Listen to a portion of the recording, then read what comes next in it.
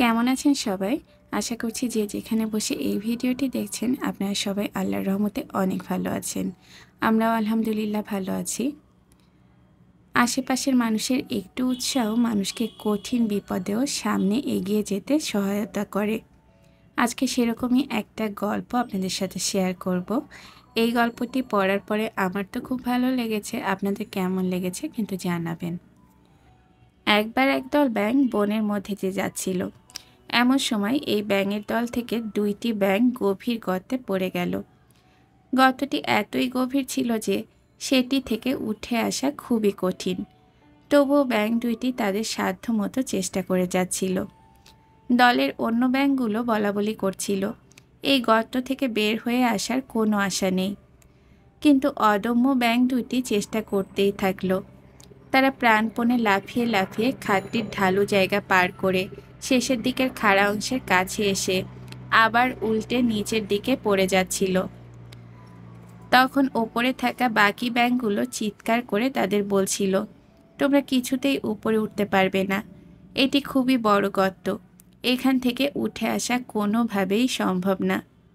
তাদের কথাগুলো এমন ছিল যে তারা বলতে চাইছে, শুধু শুধু কষ্ট করে লাভ নেই, আশা ছেড়ে দিয়ে মৃত্যুকে স্বীকার করে নাও, কষ্ট থেকে মুক্তি পাও।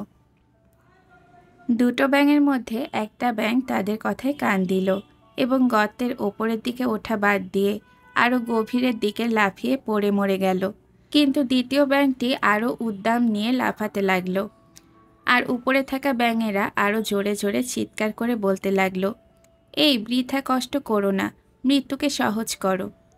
কিন্তু ব্যাঙটি অবশেষে উপরে উঠে এলো। উপরে ওঠার পর ব্যাঙটি যা বলল তাতে দলের সবাই অবাক হয়ে তাকিয়ে রইল। ব্যাঙটি বলল, উপরে থেকে তোমাদের চিৎকার করে আমাকে উৎসাহ দেওয়ার কারণেই আমি মনোবল পেয়ে উপরে উঠে আসলাম। আমি কানে শুনতে পাই না, শুধু চোখে দেখেছি তোমরা গলা ফাটিয়ে আমাকে উপরে উঠে আসতে বলছো। গল্পটা পড়েই আমার খুব ভালো লাগছিল। তো প্রথমে আমি বাচ্চাদেরকে একটু পড়ে শোনাচ্ছিলাম, ওরা কতটুকু বুঝতে পেরেছে তা অবশ্য পুরোটা বলতে পারবো না, তবে আমি যতটা সম্ভব ওদেরকে বোঝানোর চেষ্টা করছিলাম। তো ওরা তো প্রথমে খুব মজা পেয়ে গেছে। এই জাতীয় গল্প আমার পড়তেও খুব ভালো লাগে, সবার সাথে শেয়ার করতেও ভালো লাগে। আর এদিকে আপনাদের সাথে কথা বলতে বলতে ঢেঁড়স দিয়ে পাবদা মাছের তরকারি রান্না করে ফেলেছি। ভাজা জিরার গুঁড়াটা উপর দিয়ে ছিটিয়ে দিচ্ছি, এতে করে তরকারির টেস্টটা ভালো হয়। আর এদিকে ভাবলাম যে আমের সিজনে একটু আম দিয়ে ডাল রান্না না করলে হয় না। তো ডালটা তো প্রেসার কুকারে সিদ্ধ বসিয়ে দিয়েছি, আর ওটা সিদ্ধ হয়ে গেছে। তো এখন আম ছিলে নিচ্ছি। সব সময়ের ব্লগগুলো একরকম হয়ে যায়, তো এজন্যই আজকে ভাবলাম যে একটু অন্যভাবে শেয়ার করি। আর এই জাতীয় মোটিভেশনাল গল্পগুলো তো আমি সবসময় পড়ে থাকি, তো সেজন্যই আপনাদের সাথে শেয়ার করা। আসলে এগুলো থেকে শিক্ষণীয় অনেক কিছুই আছে। তো এই যে আমগুলোকে টুকরো করে কেটে নিলাম। এই বছরে বোধহয় আমরা মোট 2 দিন টক আমের যে ডালটা এটা খেয়েছি, আমের টক ডাল। তো আজকে হঠাৎ আবার ইচ্ছা করলো দেখেই এটা করে নিচ্ছি। আর এই যে আমের টক ডালটা কিন্তু রান্না করা একদমই ঝামেলা নেই।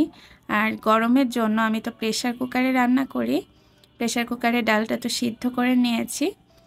এখন আমগুলো দিয়ে দিচ্ছি। আমগুলো দেওয়ার পরে আর 2 থেকে 3 মিনিট জাল করলেই আমগুলো পুরোপুরি সিদ্ধ হয়ে যাবে।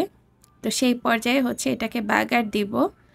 ডাল বাগার দেওয়ার জন্য পেঁয়াজ, রসুন, জিরা সবই আলাদা করে রেখে দিয়েছি। তো এটা একটু সিদ্ধ হবার পরেই দিচ্ছি। আম সিদ্ধ হয়ে গেছে। তো এখন আমি এই যে ডালটা বাগার দিতে চলে এসেছি। তো প্রথমে তেল দিয়ে দিয়েছি, এখন এর মধ্যে জিরা ফোড়ন দিচ্ছি। যে কোনো ধরনের টক ডাল রান্না করার সময় 1-2টা শুকনো মরিচ আমি ফোড়ন দিয়ে থাকি, এতে করে খেতে বেশি সুস্বাদু লাগে। আগে তো সব ধরনের ডালেই দিতাম, তবে বাচ্চারা অনেক সময় শুকনো মরিচটা গলে গেলে বেশি ঝাল হয়ে যায়, খেতে চায় না। তো সেজন্য এখন এই যে অল্প অল্প দেই। আগে একটু বেশি পরিমাণেই দেওয়া হতো, সব ধরনের ডালে আমি শুকনো মরিচের ফোড়নটা দিতাম। ঈশানীশরা মোটামুটি ঝাল খাওয়া শিখেছে। তারপরেও সব কিছুতে আমি ঝালটা একটু নর্মাল লেভেলে দেওয়ার চেষ্টা করি, কারণ অতিরিক্ত ঝাল হলে বাচ্চারা খাওয়ার সময় খুব বিরক্ত করে, অনেক সময় আছে যে খেতে চায় না।